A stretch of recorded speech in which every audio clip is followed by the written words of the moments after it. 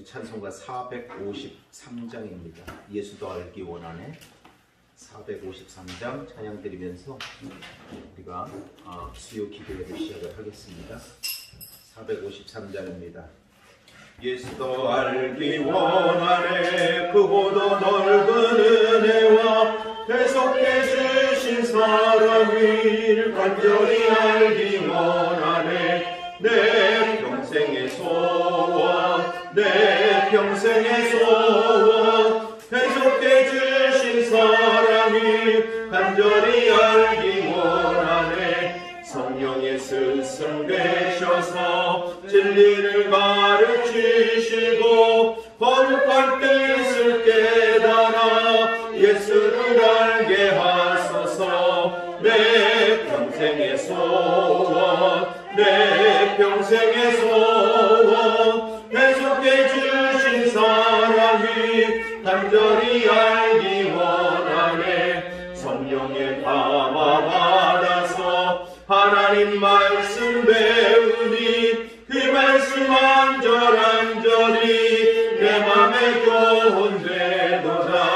내 평생의 소원, 내 평생의 소원, 대속해 주신 사랑을 간절히 알기 원하네. 예수가 계신 보좌에 영광이 둘러있도다. 평화의 왕이 오시니 그 나라 왕성하도다. 내 평생의 소원, 내 평생의 소원, 대속해 주신 사랑을 간절히 알기 원하네. 우리 449장입니다. 예수 따라가며 449장. 예수 따라가며 복음 순종하면 우리 행할 길 환하겠네. 주를 의지하며 순종하는 자를 주가 늘 함께 하시리라. 의지하고 순종하는 길을 예수 안에 즐겁고 복된 길이로다. 해를 당하거나 우리 고생할 때 주가 위로해 주시겠네. 주를 의지하며 순종하는 자를 주가 위해 주시리라. 의지하고 순종하는 길을 예수 안에 즐겁고 복된 길이로다. 남의 짐을 지고 슬픔 위로하며 주가 상급을 주시겠네. 주를 의지하며 순종하는 자를 항상 복 내려 주시리라. 의지하고 순종하는 길을 예수 안에 즐겁고 복된 길이로다. 우리 받은 것을 주께 받으리며 우리 기쁨이 넘치겠네.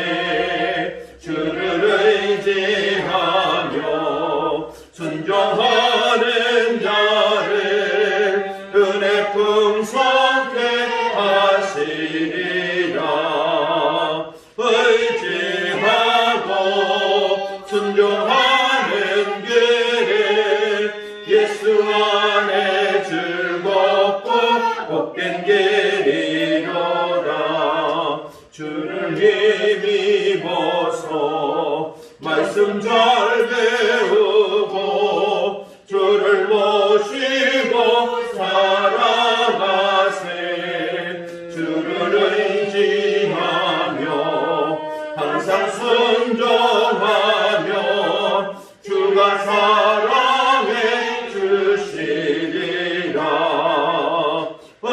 의지하고 순종하는 길은 예수 안에 즐겁고 복된 길이로다.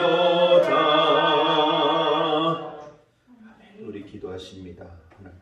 하나님, 이 시간도 우리가 하나님 말씀을 받기를 원합니다. 또 하나님의 말씀을 또 읽고 통독하고 깨닫기를 원합니다. 오직 성령께서 우리의 지각을 열어주셔서 하나님의 말씀을 온전히 깨달아서 복음이 되고 진리가 되고 생명이 되고 또 하늘 사람으로 살아가는 그런 생명, 곧 영생이 되게 하옵소서. 이 시간 우리가 기도하시겠습니다.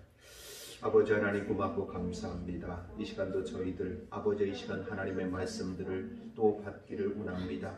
말씀을 읽고 또 말씀을 공부하고 또 말씀을 묵상할 때에 아버지, 그 말씀들을 깨닫게 하시는 성령의 조명하심과 또 우리의 지각을 새롭게 하여 주시는 역사를 통해서 오직 그 주님의 말씀들을 깨달아지게 하시고 그 말씀들이 우리를 고치고 치료하고 권면하고 위로하고 격려하고 아버지 인내케 하고 소망을 가져다주는 말씀들이 되어지게 하여 주셔서 그 말씀들이 우리 가운데 복음이요 진리요 생명이요 또한 우리 가운데 양식으로 아버지 하늘사람으로 날마다 강건해지는 역사가 저희들 가운데 나타날 수 있도록 함께해 주옵소서. 감사드리며 예수님의 이름으로 기도하옵나이다. 아멘. 오늘 누가복음 22장입니다. 누가복음 22장. 우리 주보에 있는 질문부터 우리 함께 합독하도록 하겠습니다.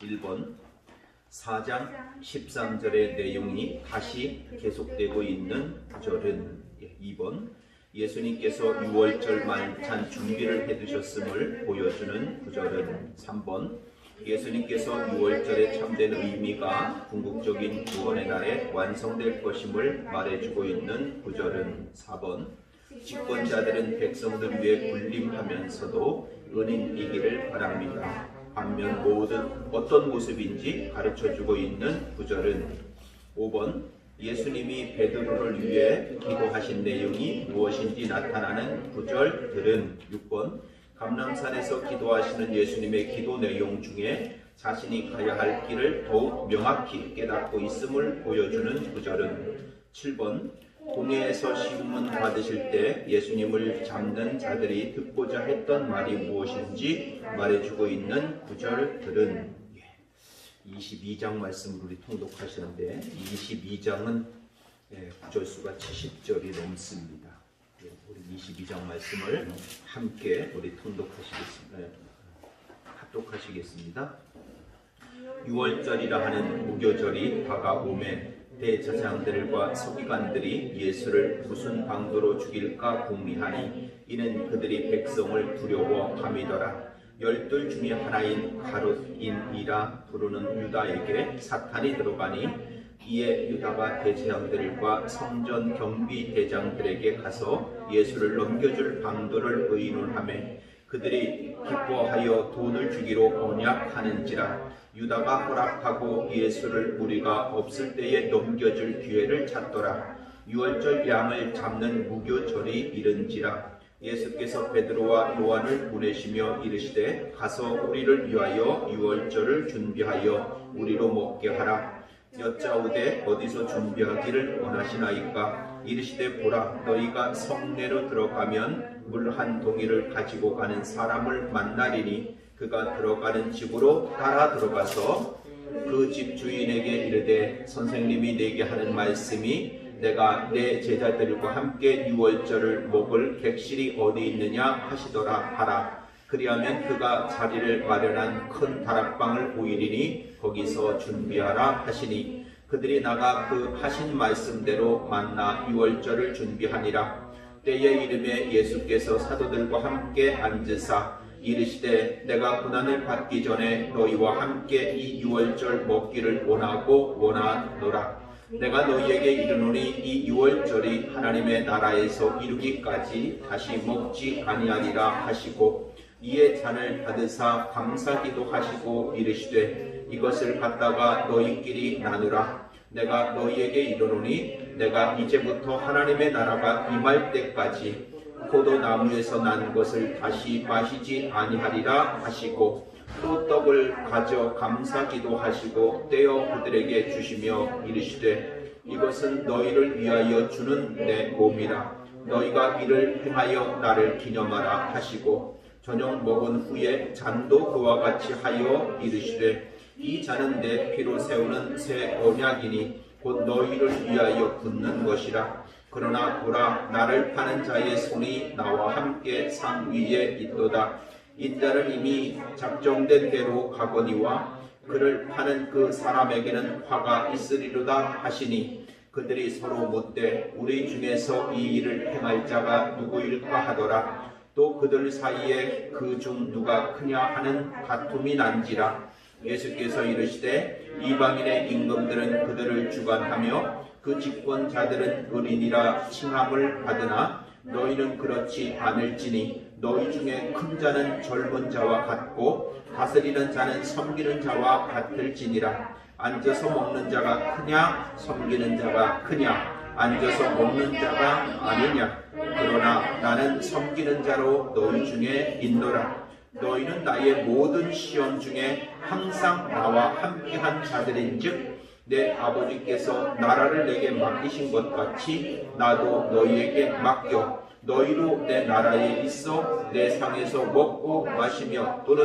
보좌에 앉아 이스라엘 12지파를 다스리게 하려 하노라 시몬아 시몬아 보라 사단이 너희를 밀가부르듯 하려고 요구하였으나 그러나 내가 너를 위하여 내 믿음이 떨어지지 않기를 기도하였노니 너는 돌이킨 후에 내 형제를 붙게 하라 그가 말하되 주여 내가 주와 함께 오게도 죽는 데에도 가기를 각오하였나이다 이르시되 베드로야 내가 네게 말하노니 오늘 닭 울기 전에 내가 3번 나를 모른다고 부인하리라 하시니라 그들에게 이르시되 내가 너희를 전대와 배낭과 신발도 없이 보내었을 때에 부족한 것이 있더냐 이르시되 없었나이다 이르시되 이제는 전대 있는 자는 가질 것이요 배낭도 그리하고 검없는 자는 겉옷을 팔아 살지어다 내가 너희에게 말하노니 기록된 바 그는 불법자의 동류로 여김을 받았다 한 말이 내게 이루어져야 하리니 내게 관한 일이 이루어져 감이니라 그들이 여짜오되 주여 보소서 여기 검 둘이 있나이다 대답하되 족하다 하시니라 예수께서 나가사 습관을 따라 감난산에 가심에 제자들도 따라갔더니 그곳에 이르러 그들에게 이르되 유혹에 빠지지 않게 기도하라 하시고 그들을 떠나 돌 건질 만큼 가서 무릎을 꿇고 기도하여 이르시되 아버지여 만일 아버지의 뜻이거든 이 잔을 내게서 옮기시옵소서 그러나 내 원대로 마옵시고 아버지의 원대로 되기를 원하나이다 하시니 천사가 하늘로부터 예수께 나타나 힘을 더하더라 예수께서 힘쓰고 애써 더욱 간절히 기도하시니 땀이 땅에 떨어지는 핏방울 같이 되더라 기도 후에 일어나 제자들에게 가서 슬픔으로 인하여 잠든 것을 보시고 이르시되 어찌하여 자느냐 시험에 들지 않게 일어나 기도하라 하시니라 말씀하실 때에 한 무리가 오는데 12 중에 하나인 유다라 하는 자가 그들을 앞장서 와서 예수께 입을 맞추려고 가까이 하는지라 예수께서 이르시되 유다야 내가 입맞춤으로 인자를 파느냐 하시니 그의 주위 사람들이 그된 일을 보고 여짜오되 주여 우리가 칼로 치리이까 하고 그 중에 한 사람이 대제사장의 종을 쳐 그 오른쪽 귀를 떨어뜨린지라 예수께서 일러 이르시되 이것까지 참으라 하시고 그 귀를 만져 낫게 하시더라 예수께서 그 잡으러 온 대제사장들과 성전의 경비대장들과 장로들에게 이르시되 너희가 강도를 잡는 것 같이 검과 몽치를 가지고 나왔느냐 내가 날마다 너희와 함께 성전에 있을 때에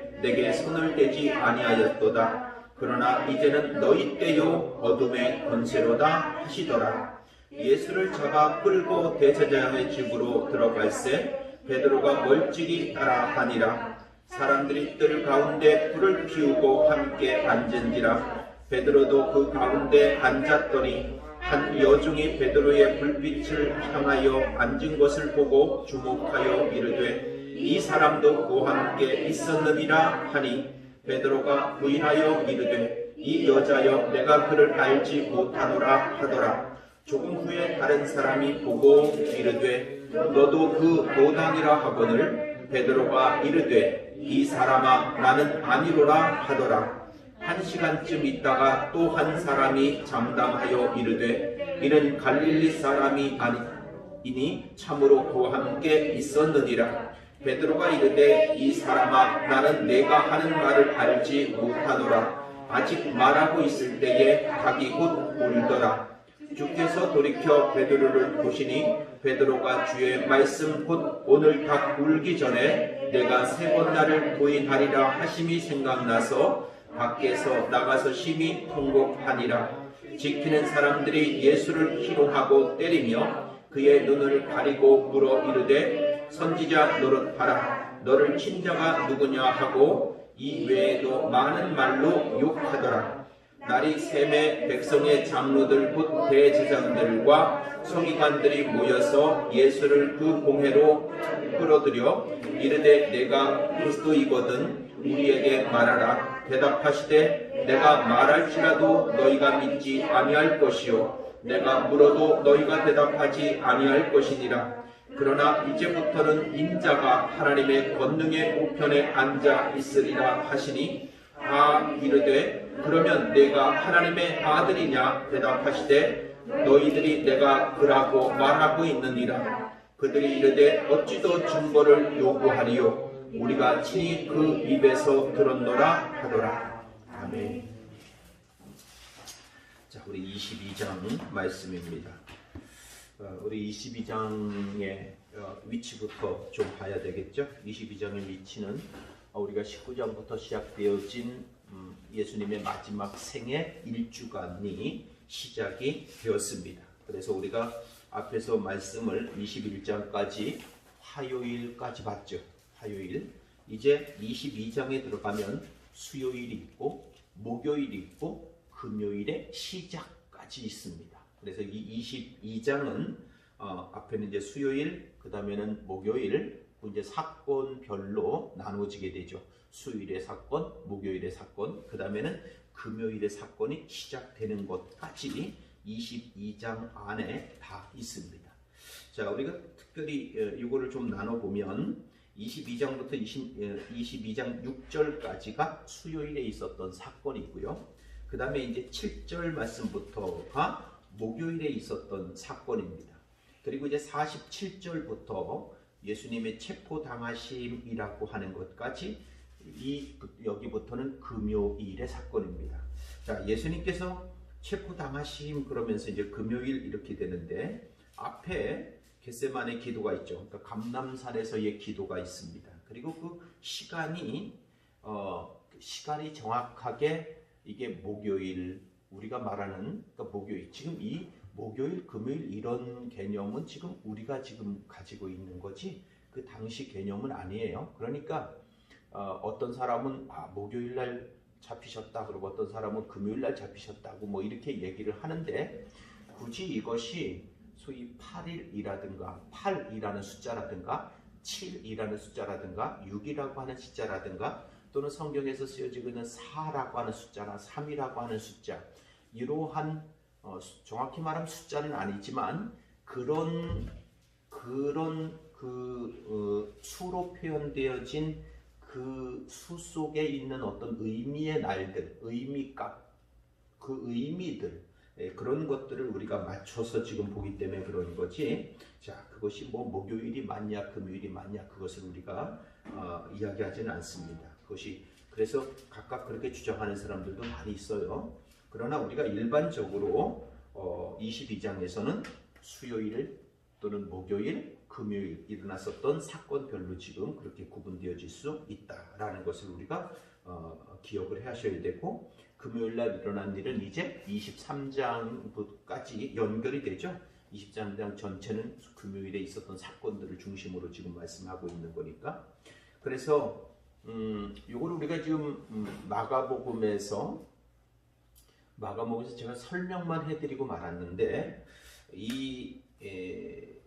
누가복음도 마찬가지고 예수님의 마지막 일주간의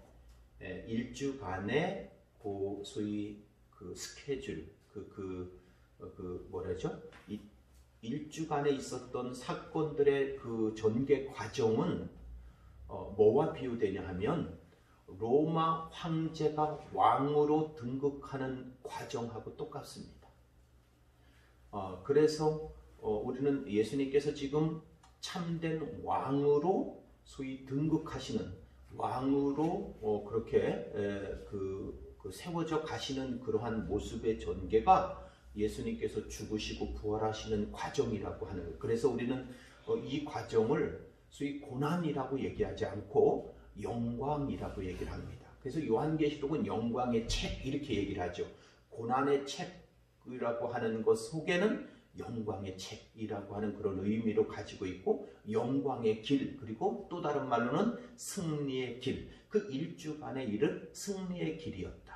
우리가 볼 때는 십자가에 죽으시러 가는 것이고, 잡히시고 온갖 조롱을 당하시고 멸시를 받으시고 그리고 핍박을 받으시면서 그렇게 죽으러 가시는 길. 그래서 우리는 고난이라고 하면 이때 예수님께서 잡히시고 고난 당하신 것들만 자꾸 우리가 포인트를 맞춰지는데, 결국은 승리하시는 길이고 영광의 길이라고 하는 것. 그래서 로마 황제가 왕으로 등극해 가는 사이클하고 정확히 맞아 들어가도록 그렇게 해놨다는 것을 우리가 알 수가 있습니다. 오늘도 그렇지만 그 당시에 온 세상에 가장 큰 권력을 가지고 있었던 것은 로마라고 하는 제국주의의 왕이었습니다.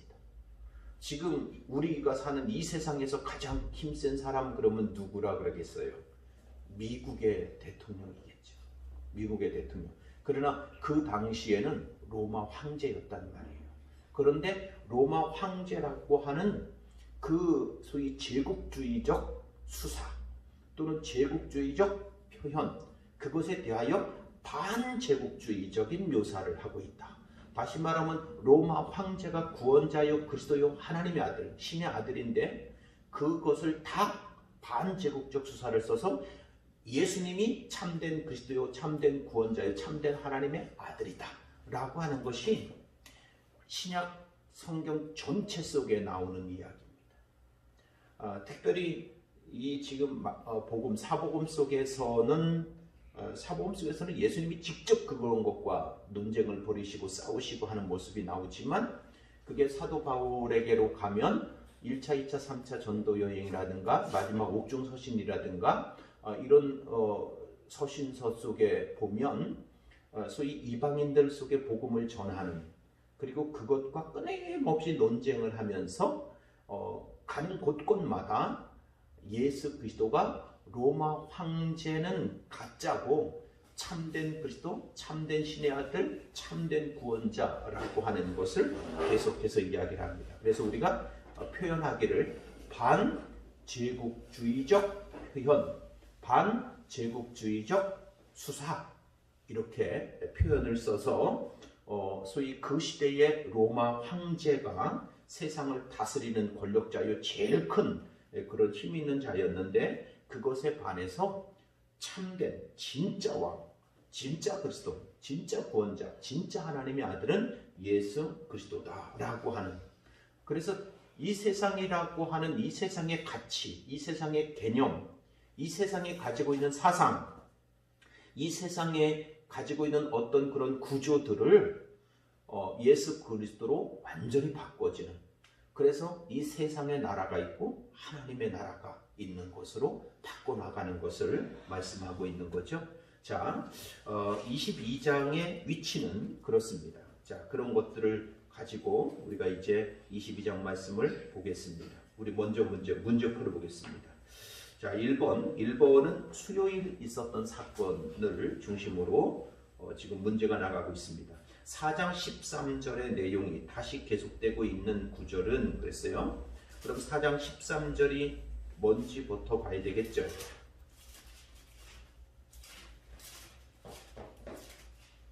자, 4장 13절은 마귀가 모든 시험을 다 한 후에 얼마 동안 떠나니라 이렇게 돼 있어요.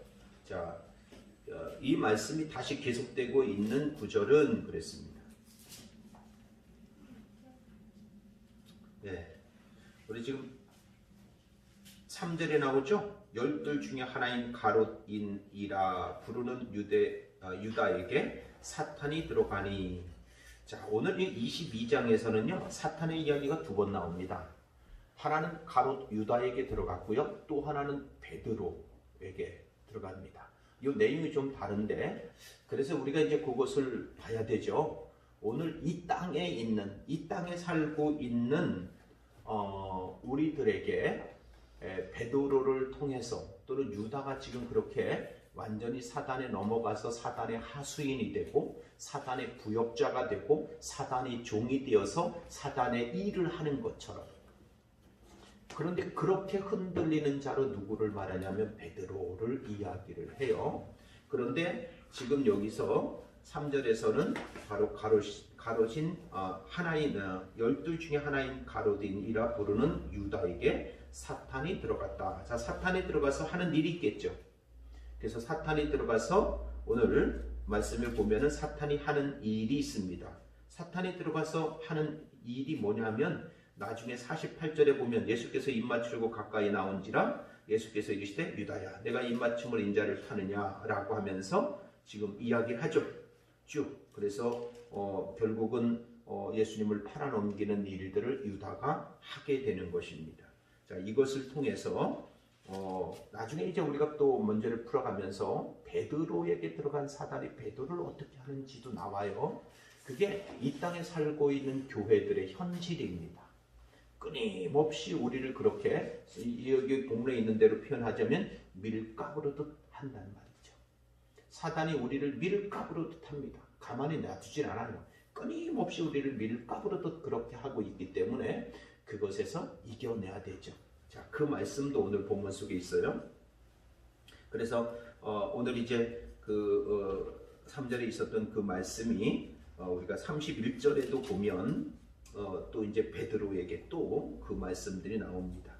자, 그 말씀은 또 우리가 지나가면서 보겠습니다. 자, 이 두 번째 부분은 목요일에 있었던 사건들입니다. 우리가 2번, 3번, 4번, 5번, 6번까지가 목요일에 있었던 사건의 질문들입니다.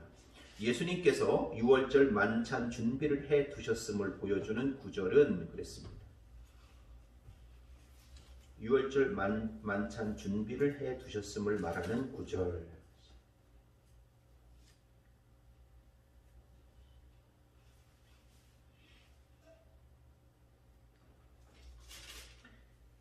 한번 읽어서 바로 우리가 찾기 쉽지 않죠?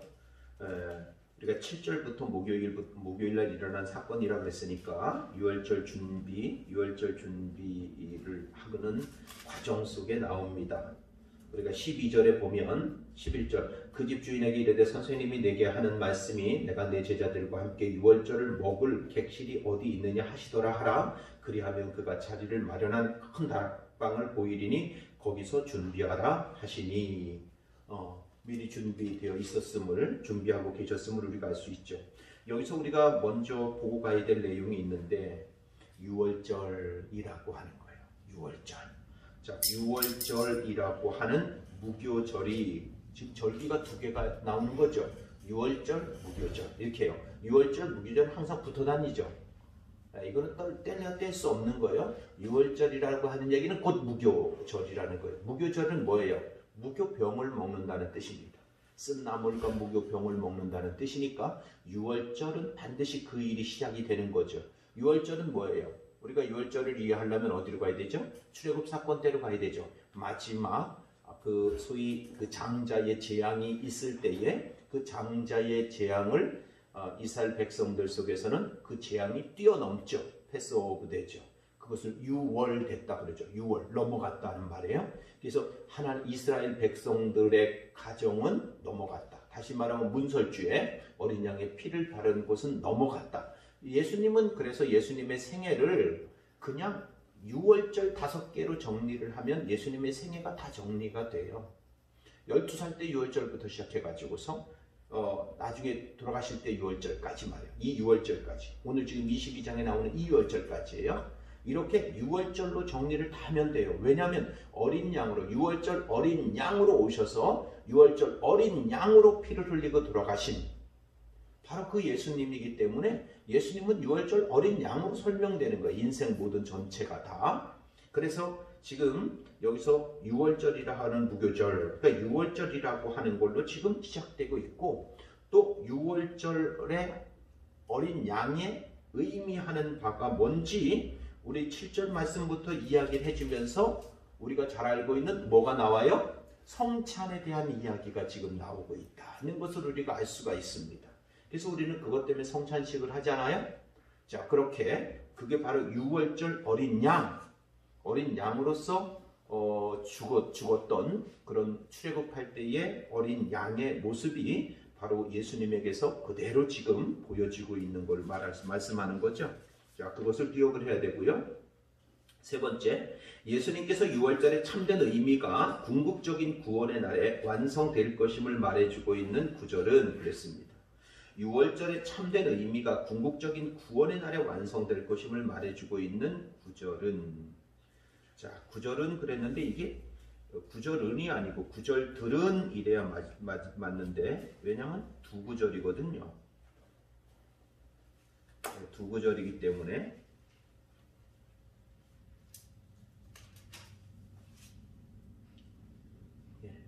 워낙 구절 수가 많아서 우리가 한 번을 읽고서 바로 찾기가 쉽지 않죠. 16절. 예, 맞습니다. 16절. 자, 내가 너희에게 이르는 이 유월절이 하나님 나라에서 이루기까지 다시 먹지 아니하리라 하시고, 예, 또 한 구절이 있습니다. 뒤로 내려가면, 그렇죠? 내가 너희에게 이르노니 내가 이제부터 하나님의 나라가 임할 때까지 포도나무에서 나는 것은 다시 마시지 아니하리라. 자, 여기에서 아주 중요한 표현이 있다는 걸 우리가 알 수가 있죠. 자, 내가 너희에게 이르노니 이 유월절이 어디에서? 유월절이 어디에서요? 하나님의 나라에서 이루기까지. 유월절이 하나님의 나라에서 이루기까지 돼요. 자, 유월절이라고 하는 것이 하나님의 나라에서 이루어진다? 무슨 의미예요? 어떤 의미를 지금 이렇게 말할까요? 하나님 나라에서 이루기까지. 유월절이 하나님의 나라에서 이루기까지. 18절에도 또 그렇게 말해요. 내가 너에게 이르노니 내가 이제부터 하나님의 나라가 임할 때까지. 이렇게 말씀하세요. 그러니까 이 유월절이라고 하는 것이 하나님의 나라에서 이루기까지라고 하는 것은 하나님의 묵시 속에, 하나님의 계획 속에, 하나님의 마음 속에, 하나님 안에 있었던 이 유월이라고 하는 구원의 역사가 하나님께서 가지고 계시는 그 궁극적인 마지막 날 완성시켜야 될 하나님의 일이라고 하는 것을, 하나님의 계획이었다는 것을 우리가 지금 알 수가 있죠. 그것이 출애굽 사건으로 보여졌고, 오늘도 예수님을 통해서, 바로 예수님을 통해서 출애굽 때 일어났었던 그 그림자였고 예표였던 것이 예수님에게서 완성되었고 또 성취되었고 예수님께서 이루셨다고 하는 것을 우리에게 보여주고 있는 것입니다. 그래서 그것이 하나님의 나라에서 이루기까지, 유월절이 하나님의 나라에서 유월절을 지키겠어요? 그 이 땅에서 이루어진 예수 그리스도의 유월절이 하나님의 나라에서 완성되고 성취되는 것을 지금 말하고 있다는 거죠. 이것이 중요합니다. 그래서 여기 15절에 보면 내가 고난을 받기 전에 너희와 함께 이 유월절 먹기를 원하였노라 라고 말할 때 이것은 에피투미아라는 단어를 쓰고 있어요. 에피투미아, 에피투네오 이런 말을 쓰고 있는데 이거는 그냥 우리가 잘 알다시피 욕심, 탐심이라는 거죠. 원하다라는 거예요.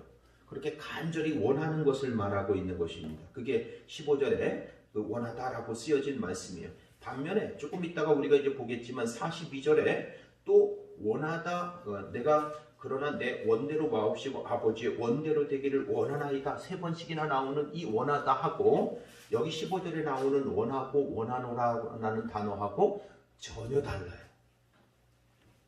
그러니까 똑같이 원하는 것을 다 마치 내가 간절히 바라고 원하고 소망하는 것 정도를 말하고 있는 것이 아니라고 하는 것을 우리가 알 수가 있습니다. 자, 그 다음에 네 번째입니다.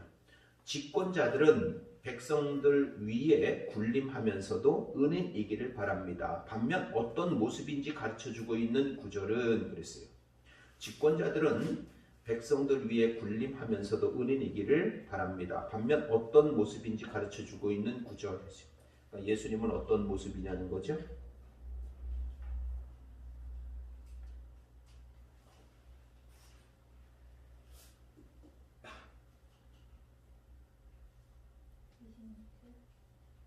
(20) 26절?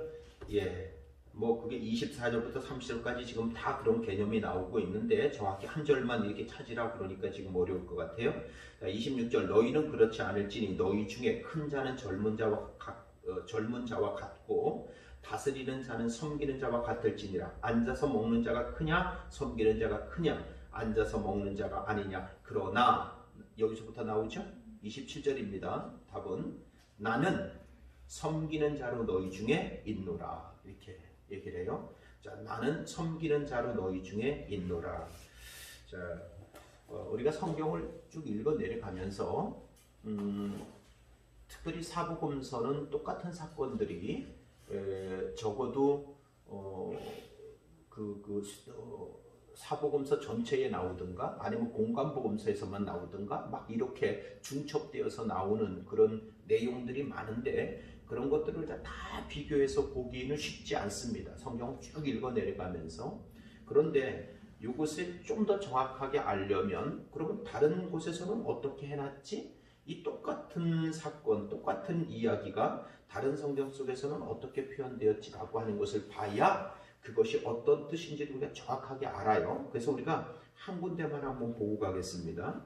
자, 27절의 말씀, 나는 섬기는 자로 너희 중에 있노라. 이 말씀을 가지고요, 마태복음 20장 28절로 한번 가보겠습니다. 마태복음 20장 28절로 한번 가보겠습니다. 인자가 온 것은 섬김을 받으려 함이 아니라 도리어 섬기려 하고, 섬기려 하죠. 섬기기 위해서 오셨다는 거예요. 그런데 섬긴다는 의미가 뭘까요? 오늘 지금 여기 누가복음 27절에 있는 그 나는 섬기는 자로 너희 중에 있노라라고 할 때 이 섬기다라고 하는 것은 디아코너스라는 단어입니다. 디아코너스, 이게 집사라는 뜻이죠. 예, 그러니까 이 그냥 디아코너스 이런 뜻인데 섬기는 자다 그러니까 우리는 그냥 일반적으로 그냥 우리를 섬기기 위해서 왔네. 그러니까 앞에 있는 말씀들을 가지면 그렇잖아요. 지금 앞에 있는 개념들이 뭐예요? 먹는 자가 크냐 섬기는 자가 크냐. 나는 가만히 앉아서 대접을 받는 것 또는 대접을 하는 것 이런 것들을 우리는 섬긴다라는 개념으로 가질 수가 있어요. 그런데 예수님의 섬긴다는 의미는 무엇이냐? 그게 마태복음 20장 28절에 지금 나와 있는 거죠. 자, 섬기려 하고 자기 목숨을 많은 사람의 뭘로? 대속물로 주려 함이니라. 예수님의 섬김은 뭐라는 거예요? 대속물이라는 거예요. 그게 지금 28절에는 그렇게 나왔어요. 이게 디트론이라는 단어. 그래서 소위 속적, 대속물, 속방금 이렇게 리오 플러스 드론이라고 하는 단어가 합성화되어진 단어로 쓰여진 그런 단어입니다. 이게 대속물이라고 하는 것으로 쓰였다. 그러니까 예수님의 섬김은 단순히 그냥 앉아서 음식을 받아 먹는 자 또는 심부름해서 갖다가 주는 자 이런 개념이 아니란 말이에요. 그런 개념으로 말하고 있는 것이 아닙니다. 여기 지금 누가복음에서 말하고 있는 섬기는 자라고 하는 것도 그냥 디아코노스 그러지만, 그러니까 집사는 뭐 하는 자예요? 집사는 그냥 어떤 일을 그냥 교회 속에서 어떤 직분을 맡아서 그냥 어떤 일을 하는 자가 아니라 집사는 그냥 복음을 전하는 자인 거예요. 자, 이것이 지금 어느 정도까지 영역을 크게 할 것이냐 아니면 좁게 할 것이냐, 광의적이냐 아니면은 이렇게 미시적이냐라고 하는 것에 차이가 있겠지만, 그냥 집사 그러면은 그거는 복음을 전하는 일을 위해서 어떤 일들을 감당하는 이들을 말하는 거예요. 그래서 우리가 일곱 집사 얘기가 나올 때 그 일곱 집사는 다 뭐 하는 사람들이었어요? 복음을 전하는 자들이었어요. 특별히 복음을 전하는데 스데반 집사님처럼 그렇게 복음을 전하는 그런 자들도 있었고 또 그들이 이제 유대인 그리스도인들과 헬라인 그리스도인들 사이에 소위 공개하는 문제에 대한 것 때문에 이제 그렇게 시작이 된 것으로 나오는데 그러다가 보니까 집사는 교회 속에서 그런 일들, 공개하는 일들이라든가 돌보는 일들이라든가 이런 일들을 하는 것으로만 그렇게 생각을 하는데 소위 근본적으로 가보면 그야말로 그냥 복음을 전하는 자였다는 거죠. 자, 그래서 섬기는 것이 무엇으로 섬기는 것이냐? 대속물로 섬기는 거다라고 지금 말씀하고 있는 거죠. 자, 27절의 말씀이 바로 그것입니다. 여기에서 우리가 이제 세상 집권자들이라고 하는 것하고 우리가 따져볼 필요가 있죠. 25절에 보면 그렇게 말해요. 그러니까 24절에 보면 또 그들 사이에 그 중 누가 크냐 하는 다툼이 난지라.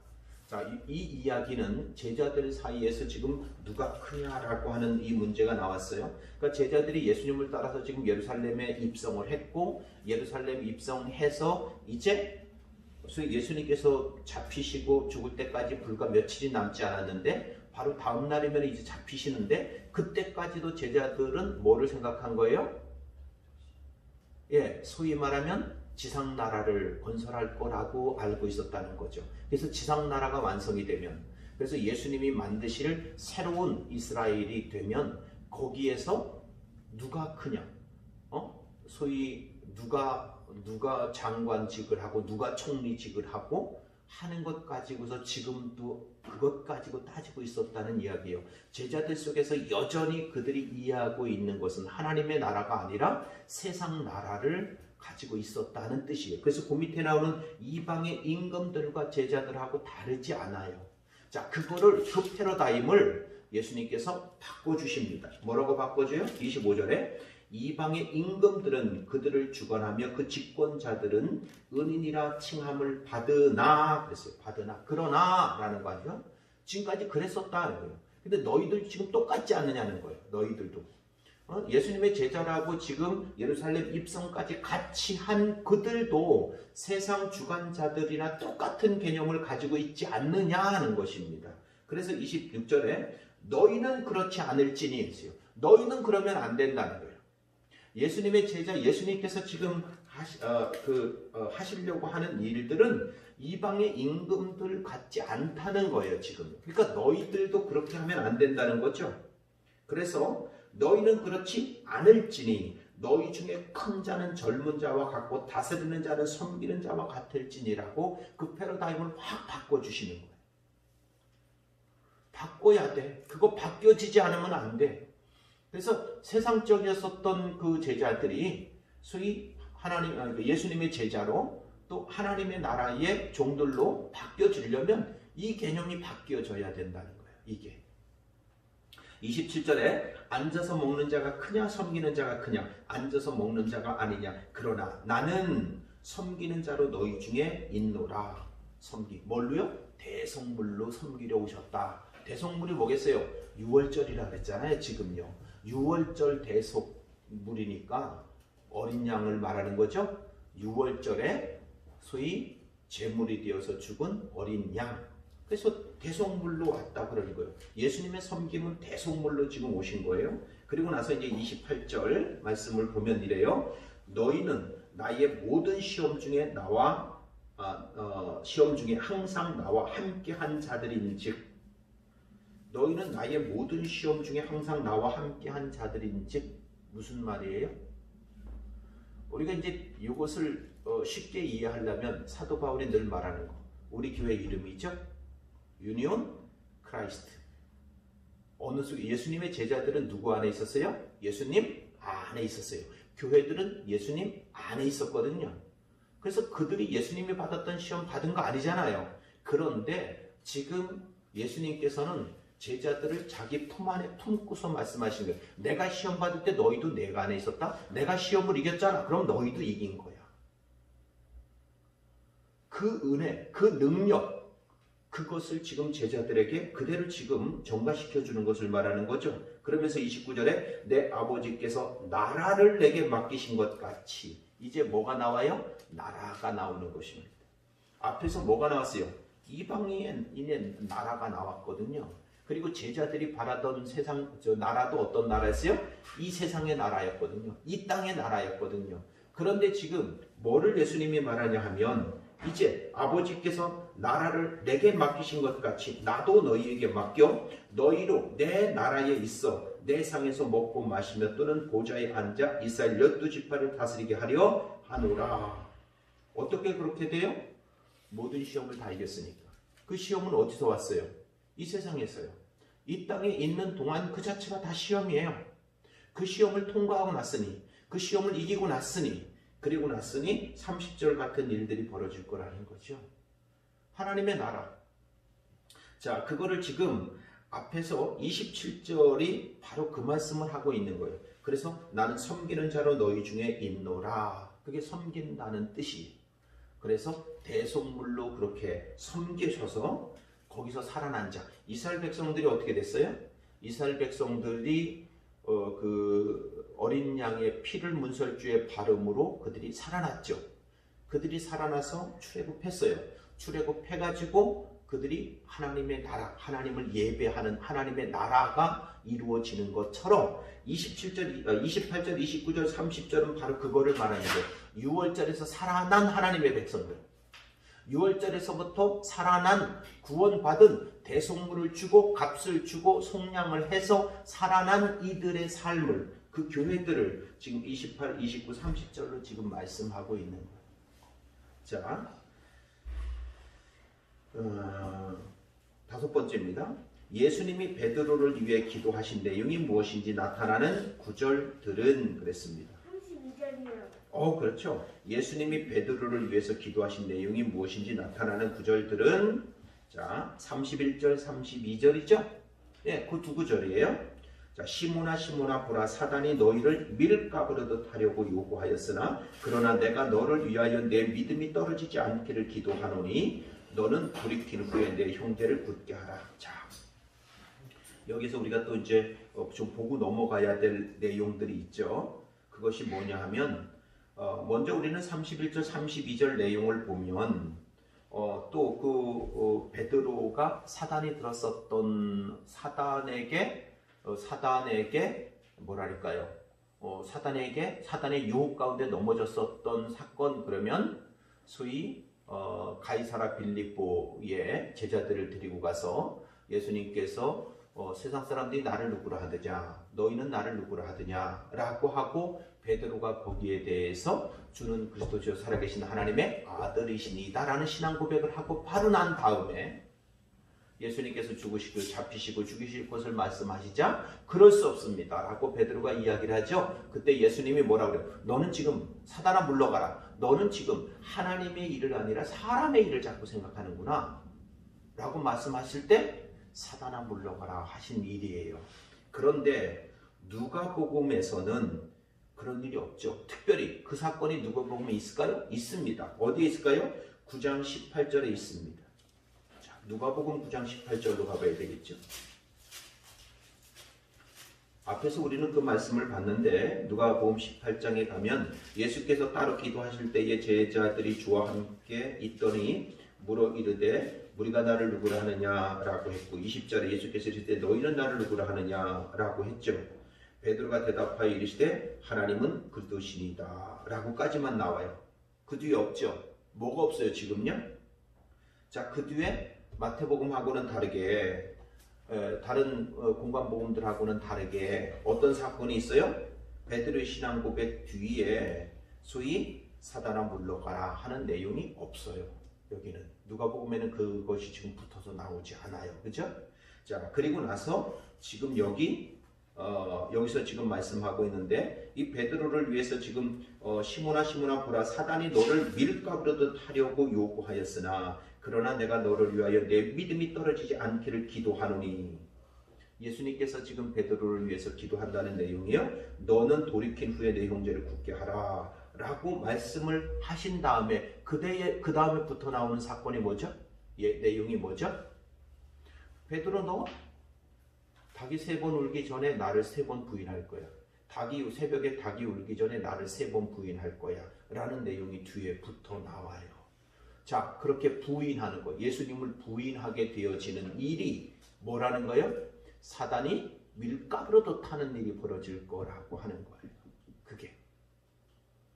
그래서 신앙 고백을 가이사라 빌립보에서 신앙 고백을 한 다음에 소위 사단아 물러가라 라고 했을 때에 바로 그렇게 사단이 베드로를 밀가루도 계속해서 사단이 그 베드로를 유혹하고 미혹에 빠뜨리고 그렇게 하는 그런 일들의 그 증표로 나타난 것이 예수님을 부인하는 일이다 라고 하는 것입니다. 그걸 교회의 현실이라고 말하고 있는 거예요. 믿는 이들의 이 땅에서의 현실 뭐예요? 끊임없이 사단이 밀가루도 타는 거. 그게 오늘 우리의 현실이에요. 그런데 그거를 위해서 예수님은 기도하시죠. 뭐라고 기도하세요? 뭐라고 기도하세요? 지금 여기 32절에는 그러나 내가 너를 위하여 내 믿음이 떨어지지 않기를 기도하노니 라고 말하는데 어떻게 기도하시죠? 무슨 내용? 뭐라고 기도하실까요? 내가 너희를 위하여 내 믿음이 떨어지지 않기를 기도하노니 뭐라고 기도하세요? 이거 어디로 찾아가면 될까요? 이렇게 기도했었던 내용이 어디에 있을까? 어디 있습니까? 주기도문에 있었죠. 주기도문에서 뭐라 그래요? 다만 악에서 구하시옵소서 라고 하는 거잖아요. 그죠? 예수님은 그 기도를 하신다고요. 지금. 자, 그 다음에 우리가 한 가지를 더 짚고 넘어가면 그 다음에 이제 감람산 기도가 나옵니다. 여기 이제 검을 사는 이야기가 나오죠. 여기 이야기부터 할까요?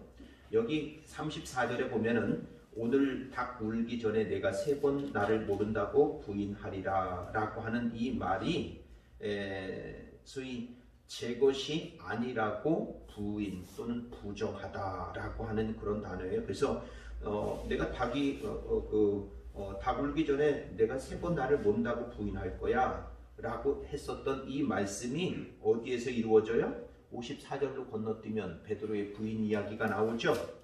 그래서 54 예수를 잡아 끌고 대서양의 집으로 들어갔을 베드로가 멀찍이 다가가다가 사람들이 뜰 가운데 불을 피우고 함께 앉았는지라 베드로도 그 가운데 앉았더니 한 여종이 그러면서 이제 3번의 부인하는 사건이 나오게 되죠. 그러니까 34절에서 닭 울기 전에 내가 3번 나를 모른다고 부인하리라. 뭐 때문에요? 지금 사단이 밀가루로 탄 것 때문에. 사단이 베드로에 대해서 밀가루로 타니까 이런 일이 벌어질 거야 라고 말했었던 일이 바로 지금 하루가 지나서 이건 지금 목요일 사건이에요. 그리고 나서 47절부터 예수님이 체포당하는 것이 금요일 사건인데 금요일 날 바로 그 다음 날 어떤 일이 벌어져요? 예수님을 3번 부인하는 일이 벌어진단 말이죠. 뭐에 대한 결과로서요? 사단이 밀가루로 탄 결과로서 일어나는 거예요. 그런데 그 밀가루로 타는 그것에 소위 말하면 질까요? 이길까요? 이기죠. 왜 이겨요? 예수님이 기도했잖아요. 뭐라고요? 악에 빠지지 않게 하옵소서 라고 예수님이 기도하고 있다 그랬잖아요. 그러니까 밀가루도 타고 거기에 넘어지고 예수님을 3번씩 부인하는 그런 모습을 보이지만 그것 때문에 소위 사단에게 넘어가진 않을 거예요. 그것 때문에 멸망하진 않을 거란 말이에요. 왜? 예수님이 악에 빠지지 않게 하옵소서라고 기도하고 계시니까. 그걸 나중에 어디로 넘어가냐면 성령에게로 넘어가요. 그래서 너희는 기도할 줄 모르잖아. 그래서 성령이 지금 강구하신다 라고 말씀하시는 내용으로 이제 확장돼서 넘어가는 거예요. 그게. 자, 그 말씀을 지금 하고 있는 거죠. 그리고 나서 35절부터 이제 검을 사라 하는 이야기가 나오는데 이 이야기는 2번 나와요. 어디 나오냐 하면은 이스라엘 백성들이 출애굽한 후에 그들이 가지고 가야 될 것을 말씀하실 때 나오고 70명의 제자들을 전도 보낼 때 선교를 보낼 때 이 말씀이 또 나오고 그리고 지금 여기서 누가복음은 지금 여기에서 또 나오고 있는 거예요. 그러면서 내가 너희를 전대나 배낭과 신발도 없이 보냈을 때 부족한 것이 있더냐? 없었죠.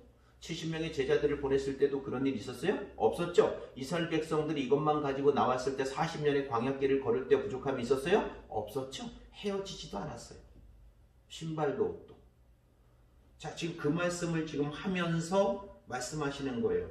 그러면서 36, 37, 38절을 이야기를 하시는 거죠. 그리고 나서 이제 겟세마네 기도, 그러니까 감람산에서 이 기도가 나오는데 이거는 누가복음에만 있습니다. 이 내용들이 이제 누가복음에 있는데 마태복음 26장이라든가 마가복음에도 이러한 내용들이 있는데 전체 내용이 다 나오진 않아요. 자, 그 다음에 이제 여섯 번째입니다. 제가 지금 이 들떠 있었던 것이 이 6번 때문에 들떠 있었던 거거든요.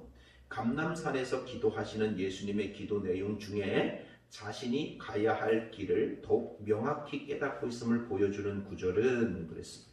42절이요. 그렇죠. 42절이죠. 이르시되 아버지여 만일 아버지의 뜻이거든 이 잔을 내게서 옮기시옵소서. 그러나 내 원대로 마옵시고 아버지의 원대로 되기를 원하나이다 라고 해요. 자, 여기에서 우리가 내 원대로 마옵시고 라고 하는 이 원대로라고 하는 것은 이 텔레마라는 뜻인데 바라다라고 하는 뜻이에요. 바라다, 원하다. 그런데 안에 있는 뜻은 뭐냐면 뜻, 의도, 의향대로 되는 것을 말해요.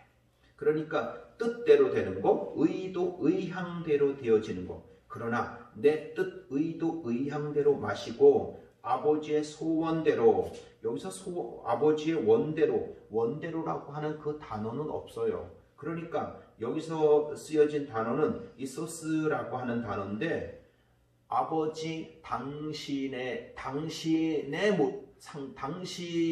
모습으로, 아버지 당신의 것으로. 왜냐하면 뒤에 나오는 원하다라고 하는 단어가 기노마이라고 하는 단어, 생겨나다, 일어나다, 만들다라는 거. 그러니까 아버지 당신의 것으로 만들어 달라는 뜻이에요. 그러니까 아버지 당신의 것으로, 아버지 당신의 모습으로, 하나님의 아버지 당신의, 그냥 당신의 것이 되게 하옵소서라고 하는 뜻이에요. 이게 그냥. 그러니까 아버지 당신이 계획하시고 아버지 당신이 가지고 있었던 그것대로 그대로 이루어 달라라고 하는 것입니다. 그러면 이 잔은 뭔데요? 이 잔은 뭘까요? 자, 이 잔을 가지고 우리가 예레미야 25장으로 가면 이 잔은 진노의 술잔이에요. 진노의 잔이에요. 그런데 이 잔을 사복음서 속에서 우리가 해결하면, 특별히 오늘 누가복음 속에서 해결을 하면 어디로 가야 되냐면 20절로 가보십시오.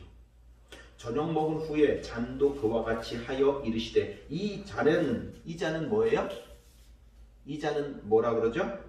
그 뒤에 뭐라고 설명이 나와요? 이 잔은 내 피로 세우는 새 언약. 이 잔이 뭐냐면 내 피로 세우는 새 언약이니 곧 너희를 위하여 붓는 것이니라. 이렇게요. 새 언약이요. 내 피로 세우는 새 언약이 뭐예요? 이 잔이에요. 그러니까 이 잔을 내게서 옮기시옵소서. 내 피로 세우는 새 언약, 이거를 예수님이 감당하든 감당하지 않든이에요. 예수님께서 십자가에 죽으시는 것은 뭐를 말해요? 피. 잔을 담은 피예요. 근데 그 잔을 담은 피가 뭐라고 말하는 거예요? 내 피로 세운 새 언약. 그 잔이요. 그 잔을 내게서 옮기시옵소서. 그러나 아버지의 의도, 뜻, 의향대로 아버지의 것으로 만드십시오. 라고 하는 것이 이 42절의 지금 내용이란 말이에요. 그러니까 단순히 그냥 예수님이 고난받는 그 고난의 잔 이렇게 이해하지 마시고 내 피로 세우는 새 언약을 말씀하고 있는 것이다. 여기서 말하는 그 잔은 그게 우리에게 성찬을 가르쳐 주시면서 주었었던 말씀이란 말입니다. 그래서 예수님께서 십자가에 죽으시는 그것은 예수님의 피로 이루시는 새 언약을 완성하시는 사건이었다라고 하는 것. 그래서 유월절하고 연결되어서 맞아 들어가고 있는 것입니다. 자, 그 다음에 이제 금요일 일어난 사건을 이야기를 하시죠. 7번째, 공회에서 신문 받으실 때 예수님을 잡은 자들이 듣고자 했던 말이 무엇인지 말해주고 있는 구절들은 그랬습니다. 70절이요. 응? 70절. 70절. 자, 70절. 다 이르되 그러면 내가 하나님의 아들이냐. 그렇죠? 예, 또 하나 있어요. 그런 구조로 말하고 있는 구절이 또 있죠, 앞에. 그렇죠. 67절이죠.